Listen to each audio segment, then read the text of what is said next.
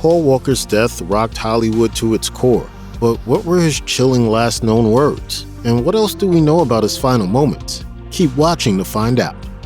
When Hollywood actor Paul Walker died in 2013 at the age of 40, his career was still very much on the rise. Most famously, he starred along with Vin Diesel in the first 6 installments of the Fast and Furious franchise. Set in a criminal underworld full of espionage and intrigue, the Fast and Furious movies are largely concerned with street racing, an eerie coincidence given the manner in which Walker was killed, as a passenger in a catastrophic Southern California car accident.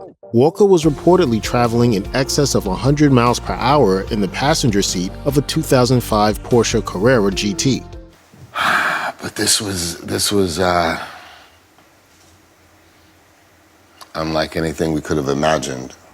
Walker's death came as such a shock due in large part to his starring role in one of the most successful franchises of all time. The manner in which he died also places him among a number of other well-known movie stars killed in car wrecks, including James Dean, Grace Kelly, and Jane Mansfield.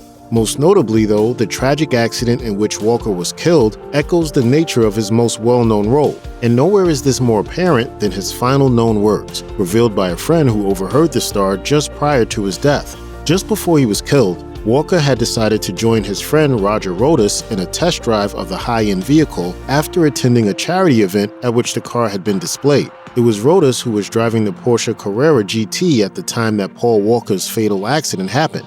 Rodas, who also died in the crash, was the owner of the racing shop Always Evolving, in which Walker held a stake. The accident took place in Santa Clarita, California, near Hollywood. As a fan of car racing and fancy vehicles, Walker was reportedly excited to experience a Porsche Carrera GT test drive for himself. The Carrera GT can reach top speeds of 208 miles per hour, accelerating from 0 to 60 miles per hour in less than 4 seconds. Footage from a nearby security camera later revealed that the Porsche hit a pole and then a tree before it burst into flames. No drugs or alcohol were involved, and Walker died from a combination of impact and fire, based on the coroner's report. In the wreck, Walker reportedly broke his jaw, collarbone, and left arm, among other injuries. With soot in his trachea, it's believed that Walker survived the wreck, though badly injured. He reportedly died in the ensuing blaze. Walker's body was so badly burned, it was otherwise unrecognizable.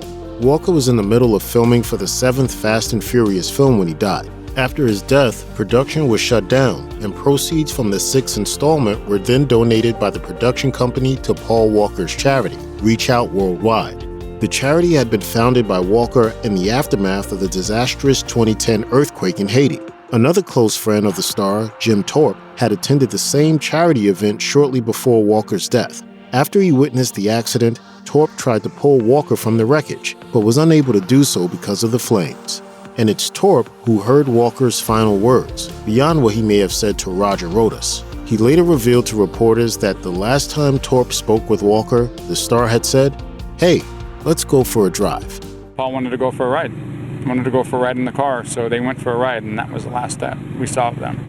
Praising his friend in the aftermath of his death, Thorpe continued, "Walker lived his life and he died fast and furious.